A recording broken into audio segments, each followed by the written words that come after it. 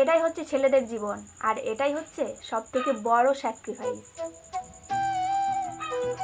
Hey guys, welcome back to my channel. আমি রিয়া, আমি আবারও একটা নতুন ভিডিও নিয়ে চলে এসেছি। তো চলো ভিডিওটা শুরু করি। তার আগে তোমরা দেখছো পিয়ান আর লাইফ স্টেশন, সঙ্গে রয়েছে আমি রিয়া। গাইস, আজকের যে টপিকটা নিয়ে আলোচনা করব সেটা হচ্ছে মধ্যবিত্ত পরিবারের ছেলেদের জীবনটা কেমন টাইপের হতে পারে, কতটা কঠোর হতে পারে, আর তারা নিজের পরিবারের জন্য কতটা স্যাক্রিফাইস করতে পারে। তো চলো ভিডিওটা শুরু করি। তার আগে আমি একটা কথা বলে নিতে চাই, আমাদের দুর্গাপুজো আর বেশি দিন বাকি নেই, প্রায় কাছাকাছি চলে এসেছে। আর একটা সপ্তাহ অপেক্ষায় আমরা আছি। যাদের এখনো পর্যন্ত শপিং হয়নি তারা অবশ্যই আমাকে কমেন্ট করে জানাবে, কারণ আমারও এখনো শপিং হয়নি। খালি খালি মন খারাপ করে লাভ নেই। ওই যে একটা কি গান বেরিয়েছিল না কিছুদিন আগে, যে কি জানি কোন দোকানে ঝুলছে আমার পুজোর জামা, বেচে দাও মা মা, আমি কিনতে এবার পারবো না। ঠিক তেমনই আমার অবস্থা হয়েছে। আমি এবছর একটা কিচ্ছু নিতে পারিনি, আর আশা করি পারবো না। তো চলো ভিডিওটা শুরু করি। গাইস, আজকের ভিডিওটা হচ্ছে মধ্যবিত্ত পরিবারের ছেলেদের জীবন। মধ্যবিত্ত পরিবারের ছেলেদের হাজারো স্বপ্ন থাকে, কিন্তু সেটা আর্থিক সমস্যার কারণে হয়ে ওঠে না। যখন সে তার পছন্দের মতো কিছু নিতে যায়, তখন কিন্তু তার চোখের সামনে ভেসে ওঠে তার আর্থিক অবস্থা, তার পরিবারের প্রত্যেকটা সদস্যের প্রতিচ্ছবি।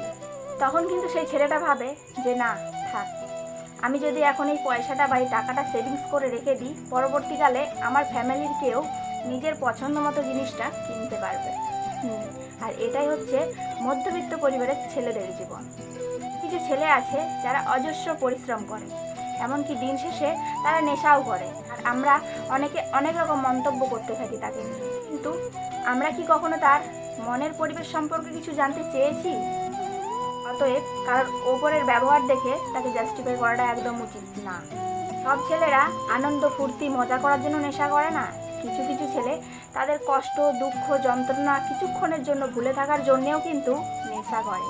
মধ্যবিত্ত পরিবারের ছেলেদের মাথায় হাজারো চিন্তা থাকে। তার বাবা মা ভাই বোন বউ, এমনকি ছেলে মেয়েকে কিভাবে মানুষ করবে। আর এই সমস্ত চিন্তায় যখন সেই ছেলেটা মগ্ন হয়ে যায় না, তখনই নিজের পরিবার আত্মীয় স্বজন সবাইকে ছেড়ে কিন্তু দূরে চলে যাওয়ার ডিসিশন নেয়। এখানেই তার সব শেষ। নিজের জীবনে তিল তিল করে গড়ে ওঠা শব্দগুলো নিমেষে ভেঙে চুরমার হয়ে যায়। একটা ছেলে নিজের পরিবারের মুখে হাসি দেখার জন্য নিজের স্বপ্নগুলোকে গলা টিপে মেরে ফেলে। আমি আমার বাবাকে দেখেছি কিভাবে 10 টাকা জিনিসটা 5 টাকায় মিটিয়ে নিতে পারে। তোর আমাদের থাকা জিনিসটাও বলতো নেই, আবার নিতে হবে। সত্যি বাবা, তোমার তুলনা হয় না।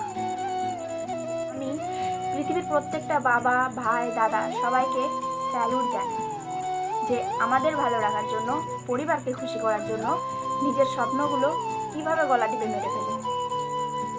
তো গাইজ, ভিডিওটা এখানেই শেষ করছি। দেখা হচ্ছে পরবর্তী কোনো নতুন ভিডিও নিয়ে। আর আমার চ্যানেলে যারা নতুন, অবশ্যই আমার চ্যানেলটিকে সাবস্ক্রাইব করে পাশে থাকবে, পরবর্তী লাভ রিলেটেড বা মোটিভেশনাল টিপস সবার আগে তোমাদের ফোনে পৌঁছে যায়।